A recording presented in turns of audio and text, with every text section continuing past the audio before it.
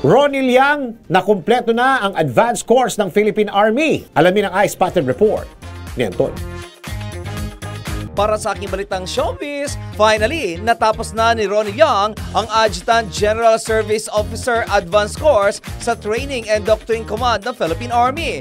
Ginanap ang pagtatapos sa Camp O'Donnell sa Tarlac, kung saan si Ronnie ang kauna-unahang celebrity reservist na nakakumpleto ng advanced course. Ay kay Ronnie, hindi madali ang advanced course na kanyang tinapos, kung saan lahat umano ng Army officers na kumukuha ng nasabing kurso ay kailangan maging handa dahil hindi biro ang training.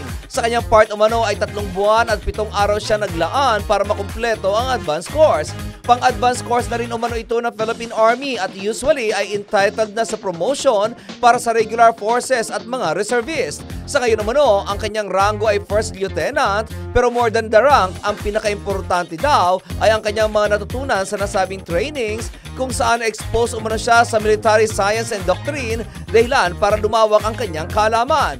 Nakipagsabayan din daw siya sa mga regular na sundalo sa academic at non-academic, physical fitness test, 1 Philippine Army Warrior Fitness Test, exams, report presentations, exercises, at research. At yan aking balitang showbiz para sa impilang may todong lakas, DWIZ. Ako si Anton, nagbabalita ng tama, naglilingkod ng tama.